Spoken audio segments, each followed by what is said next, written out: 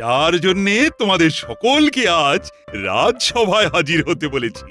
সবাই আর হাজির হয়েছে কই মহারাজ? গোপাল তো আজও গড় হাজির। গোপাল তার শ্যালকের বিয়ের ভোজ খেতে শ্বশুর বাড়ি গেছে। উমা, গোপালের কি ভাগ্য, নিত্য রোজ খেয়ে বেড়ায় ভোজ। এসব কথা ছেড়ে আসল কথা এবার আসা যাক। সামনেই তো কালী পুজো। হ্যাঁ মহারাজ, হাতে আছে মাত্র 7টা দিন। অন্যান্য বারের মতো এবারেও জাঁকজমক করে পুজো হবে তো? অবশ্যই হবে। জাঁক জমক করে পুজোর সাথে নরনারায়ণ সেবাও হবে। পুজোর রাতে কৃষ্ণনগরের সকল প্রজারা ভোগের প্রসাদও পাবে। খরচের ব্যাপারটা ভেবে দেখেছেন তো? নিশ্চয়ই ভেবে দেখেছি। আর গোপালের বুদ্ধিমতো প্রতি মাসে রাজকোষে কিছু কিছু করে টাকা জমিয়েও রেখেছি।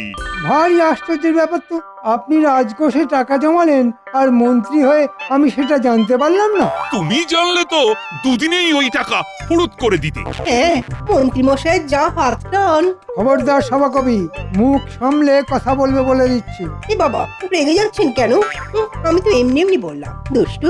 শোনো, এখন শুধু সবাইকে দায়িত্ব নিয়ে কাজ করার পালা। রাজপণ্ডিত, তোমার ওপর কিন্তু মায়ের পুজোর ভার। আপনি নিশ্চিন্তে থাকুন মহারাজ, মায়ের পুজোর কোনো ত্রুটি হবে না।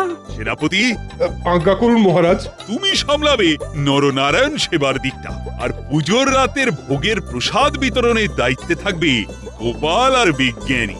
রাজবৈদ্য, তুমি থাকবে মণ্ডপ সজ্জার দায়িত্বে। আর আমি কি সামলাবো? তুমি সামলাবে নিজেকে। বিদ্রুপ করছেন মহারাজ? আরে দূর, বিদ্রুপ করব কেন? তুমি আর আমি ঘুরে ঘুরে সব কিছু তদারকি করে বেড়াবো। হ্যাঁ, কাল তোমরা সকলে এসে প্রয়োজন মতো টাকা নিয়ে যেও। বাবু আরেকটু দি। দেবে? তা কি আছে তোমার ওই বালতিতে? আগে পাঁঠা। তা কিরকম পাঠা? গাছ পাঠা নাকি মাঠ পাঠা? আগে মাঠ পাঁঠা। তাহলে দাও। আহা, করো কি বারবার দিতে গেলে তোমার হাত ব্যথা হয়ে যাবে বাপু। তার থেকে পুরো বালতিটাই আমার আসনে বসিয়ে দাও না। হ্যাঁ, পুরো বালতি পাঁঠা। এখন বয়স হয়েছে তাই, না হলে বলতাম গোটা পাঁঠাটাই বসিয়ে দিয়ে যাও। এই খবরদার বলছি, এত মাংস তুমি খাবে না। হ্যাঁ, বিরক্ত করো না গিন্নি, বিরক্ত করো না। ভোজন আর নিদ্রার সময় বিরক্ত করা আমি পছন্দ করি না গিন্নি। তাই বলে এই বয়সে তুমি 1 বালতি পাঁঠার মাংস খাবে? হ্যাঁ, আহা, বাধা দিস না মা, বাধা দিস না। জামাই আমার চিরকাল খেতে ভালোবাসে, তাই খেতে দে। ব্যাস হয়ে গেল। শাস্ত্রে বলেছে শাশুড়ি মানে মা, তা মাতৃ আজ্ঞা কি অমান্য করা যায় গিন্নি? দাও ভাই, দাও দাও, পুরো বালতিটাই বসিয়ে দিয়ে যাও। হ্যাঁ,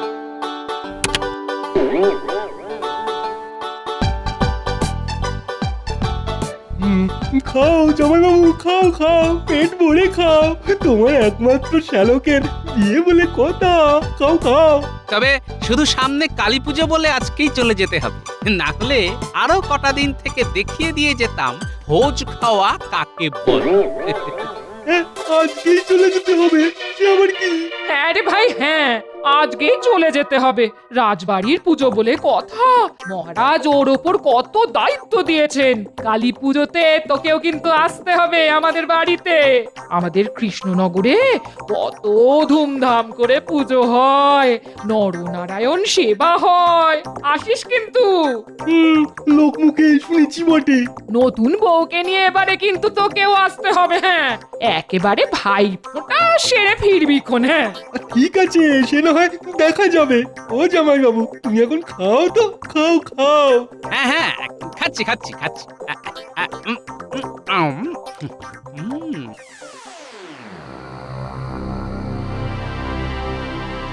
খবর পাঠানো সত্ত্বেও বেটার ছেলেদের এখনো দেখা নেই। এসে গেছি মন্ত্রী মশাই। এত দেরি করলি কেন? হ্যাঁ, দিন সব লাট সাহেব বনে যাচ্ছিস না? লাট সাহেব কি খুব বড় কোনো সাহেব? হ্যাঁ, খুব বড় সাহেব। তাহলে নিশ্চয়ই তার খুব দাম। দাম তো বটেই। কি মজা! কাপড় লাট হয়ে গেলে তার দাম কমে যায়, আর সাহেব লাট হয়ে গেলে তার দাম বেড়ে যায়। কি মজা, তাই না? আচ্ছা, এসে স্টক প্রক্রি করে যাবি নাকি কাজের কথা কিছু শুনবি? হ্যাঁ হ্যাঁ, সে তো শুনবই। কিরে ঘটা, শুনবি না? হ্যাঁ হ্যাঁ হ্যাঁ, শুনবই তো। এবারে কাজটা কিন্তু খুব কঠিন, আচ্ছা, আজ অব্দি কোন সোজা কাজটা আপনি আমাদের দিয়েছেন শুনি? কিন্তু এই কাজটা আগের সব কাজের থেকে আলাদা। করতে পারলে কিন্তু মোটা বকশিস পাবি। এ তো আপনি বরাবরই বলেন, কিন্তু কাজ হয়ে গেলে আমাদের কপালে জোটে লবডঙ্কা। হ্যাঁ? না না, এবারে আর সেসব কিছু হবে না। কাজ করবি, হাতে হাতে পয়সা পাবি। ঠিক আছে, বলুন বলুন, কি করতে হবে বলুন। বাবা, এ তো খুব ঝঞ্ঝাটের কাজ। ঝঞ্ঝাট তো বটে, তবে কষ্ট না করলে কে আর কেষ্ট পায় বল। যা যা, বাজে কথা না বাড়িয়ে আজ রাতের মধ্যে এই কাজটা সেরে ফেল দেখি।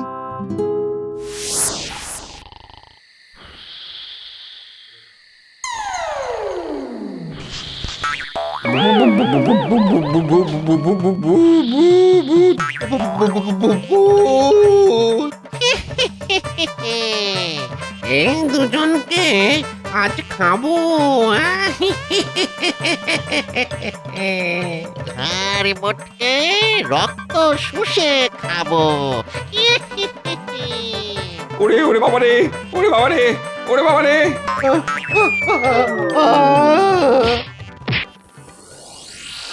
এদের পকেটগুলো হাতরে দেখ, চাবিটা কোথায় রেখেছে। এই তো চাবি। চল তাড়াতাড়ি কোষাগারের দরজা খুলে কাজটা সেরে ফেলি।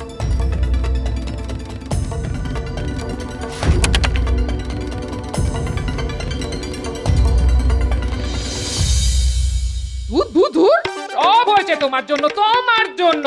আমার বাপের বাড়ি থেকে বেরোতে এত দেরি করে ফেললে যে সারা রাত গরুর গাড়ি ঠেঙিয়ে বাড়ি ফিরতে হচ্ছে। ওহ বাবা রে! আচ্ছা, এতে আমার দোষটা দেখলে কোথায়? মানছি ভরপেট খেয়ে একটু ওই তন্দ্রা মতো এসে গিয়েছিল, কিন্তু মাঝ রাস্তায় গাড়ির চাকা যদি খারাপ হয়ে যায় তাহলে আমি আর কি করতে পারি বলো? বাবারে বাবা, বাবারে বাবা, ওহ ওহ, এই সারা রাত জাগার পর এখন কিন্তু বাড়ি গিয়েই ভাত বসাতে পারবো না। হ্যাঁ, ওই বাবা, ঠিক আছে, রান্না করতে হবে না, ওই মুড়ি আর দই দিয়ে ফলার করবো। এই মন্ত্রী মশাইয়ের বাড়ির পিছনে কারা যেন মাটি কোপাচ্ছে না? না, নেমে একবার দেখতে হচ্ছে। খবরদার গাড়ি থেকে নামবে না বলছি। কে কার মাটি কোপাচ্ছে তাতে তোমার কি? হ্যাঁ, যেমন বসে আছো চুপটি করে বসে থাকো।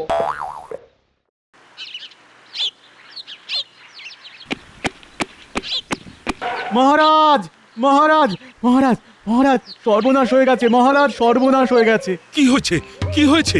রোজকার মতো আজ সকালে কোষাগারের সামনে টহল দিতে গিয়ে দেখি কোষাগারের দরজা খোলা, আর গত রাতে রক্ষীরা কোষাগারের দরজার সামনে অজ্ঞান হয়ে পড়ে আছে। সে কি? চলো তো দেখি। দেখুন মহারাজ, দেখুন। যাও, শিগগিরই জল এনে এদের চোখে মুখে ছেটাও।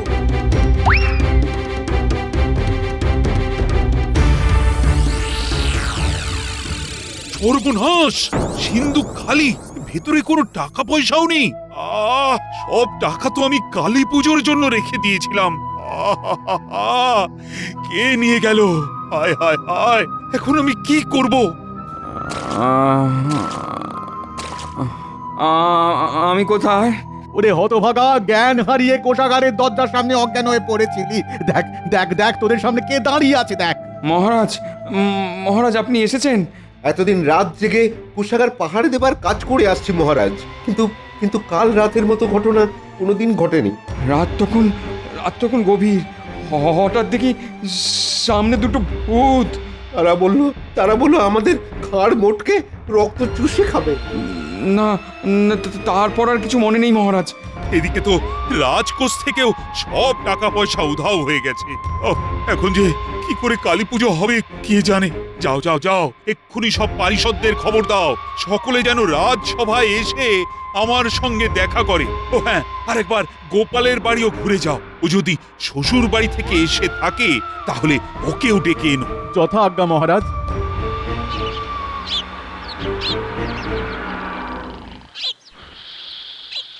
গোপাল দাদা, ও গোপাল দাদা, গোপাল দাদা, ও গোপাল দাদা, ওঠো ওঠো ওঠো। কে? আমি রাজবাড়ির রক্ষী। কি ব্যাপার? কাল রাতে ভূত এসে রাজকোষ থেকে সব টাকা পয়সা নিয়ে গেছে গো। মহারাজ, মহারাজ তাই ডাকছেন। তাড়াতাড়ি চলো, এক্ষুনি চলো। সে কি, ভূতের চুরি?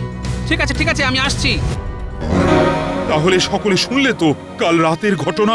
বাবা, কি আশ্চর্যের কথা! ভূত এসে ভয় দেখিয়ে সব টাকা নিয়ে পালিয়ে গেল। যা, আচ্ছা, এটা কি সম্ভব?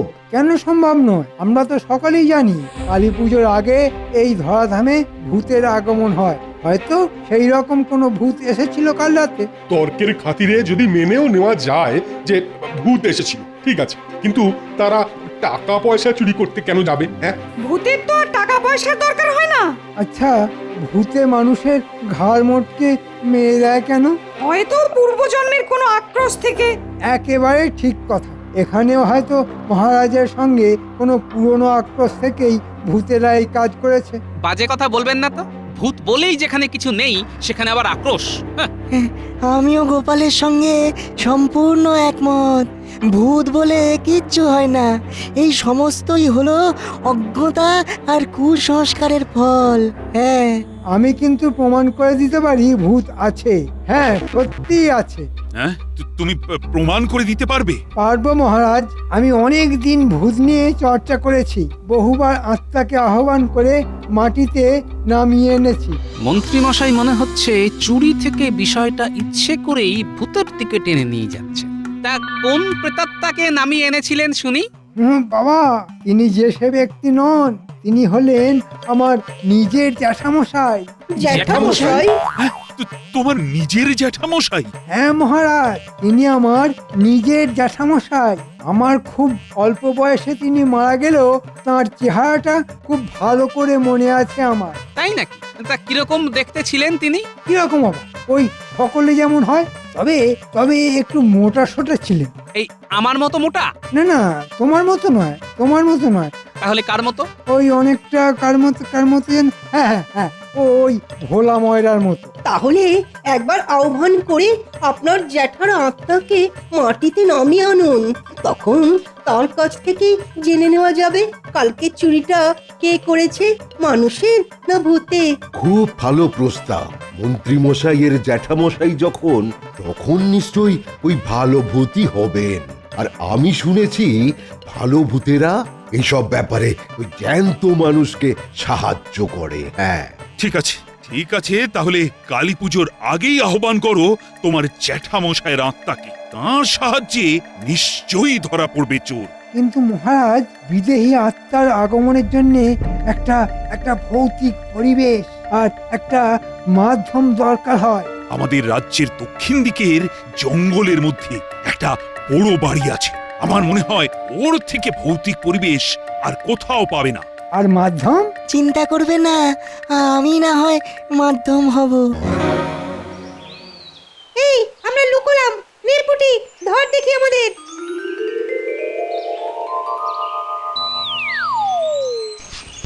দেখলি তো, হ্যাঁ, ওই মন্ত্রী মশাই এবারেও আমাদের কেমন ঝুলিয়ে দিল।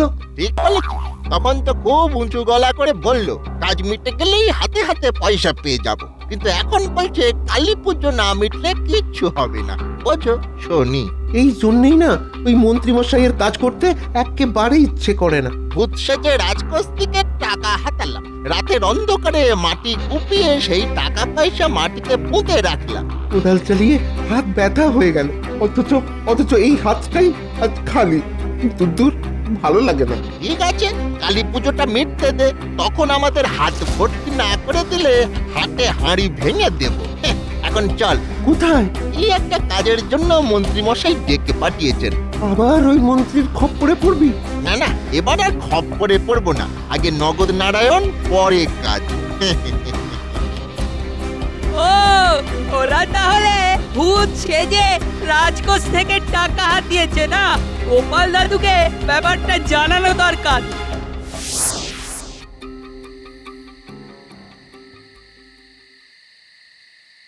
বলিস কি রে গুলটি?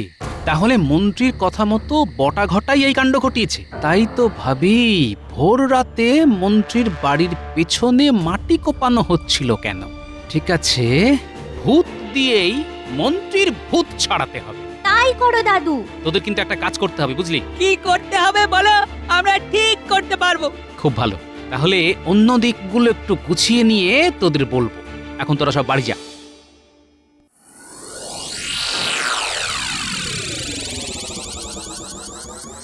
কি গো গোপাল, কিছু কিনবে নাকি? না গো, কিছু কিনতে আসিনি, তোমাকে একটা কথা বলতে এসেছি। বলো বলো। না, এখানে প্রকাশ্যে এমন ভাবে বলা যাবে না, একটু আড়ালে বলতে হবে। চলো তাহলে ওই দোকানের ভিতর গিয়ে বসি। কালই ভূতের ব্যাপারটা মিটিয়ে ফেলতে হবে, এমন ভাবে ব্যাপারটা সাজাবো যাতে সকলের মনে হয় ভূত এসেই টাকা নিয়ে পালিয়ে গেছে। নেপথ্যের আসল ব্যাপারটা কেউ বুঝতেও পারবে না।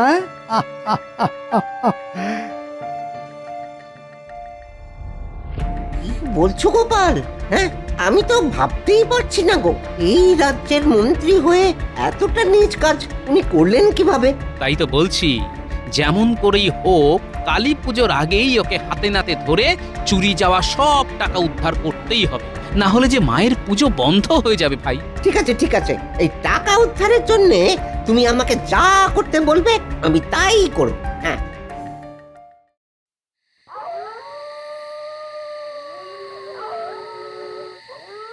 অং হেং ব্রেং কেং কেং ভূতং প্রেতং ব্রহ্মযাত্রী ফট। এসে যাও জ্যাঠামশাই ঝটপট। বাবা, কি মন্তরের ঘটা! ও জ্যাঠামশাই এসে গেছো, এখন বিজ্ঞানীর দেহে ভর করো। এবার বটা ভাঙা জানলার ওপাশ থেকে নাকি সুরে কথা বললেই ব্যাস কেল্লা ফতে।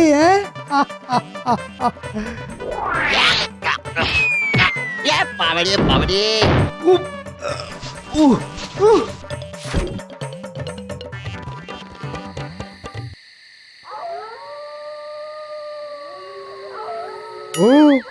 জ্যাঠামশাই এসেই যখন গেছো তখন কথা বলো, বিজ্ঞানীর মুখ দিয়ে বলো কে চুরি করেছিল বলো। ভুতুড়ে পরিবেশ তৈরি করার জন্যে বটা ঘটা আবার ধোঁয়া দিচ্ছে। বাহ বাহ, ব্যাটাদের বুদ্ধি আছে দেখছি। এসো জ্যাঠামশাই এসো, এই বিজ্ঞানীর দেহে প্রবেশ করো।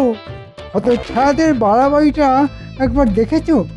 বলেছিলাম জানলার ওপাশ থেকে নাকি সুরে কথা বলতে, তা না একেবারে ঘরের মধ্যে এসে দাঁড়ালো। এ কি জ্যাঠামশাই, কোনো শরীরকে মাধ্যম না করে একেবারে সরাসরি চলে এলে যে।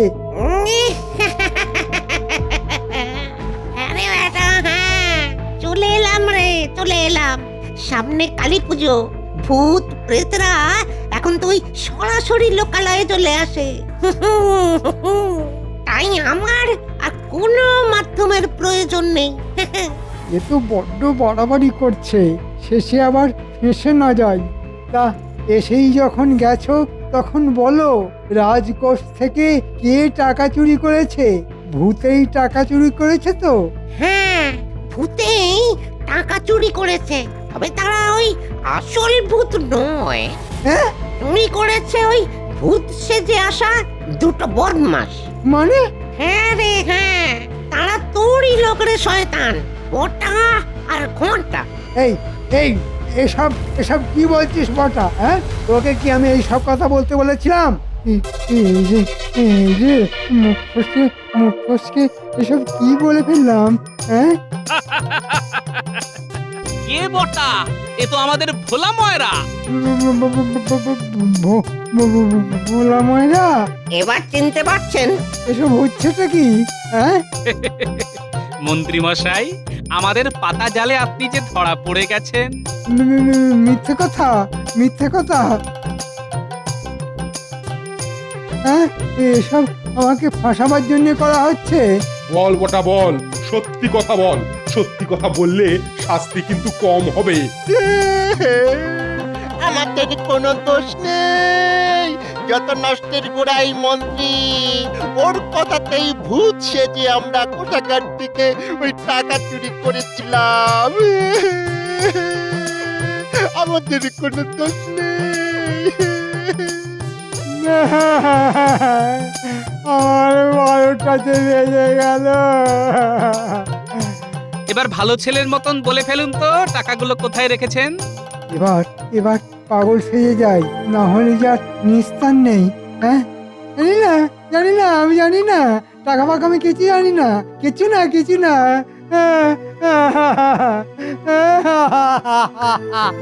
জানেন না তো, কিন্তু আমি জানি আপনার বাড়ির পেছন দিকে মাটির তলায় পুঁতে রাখা আছে।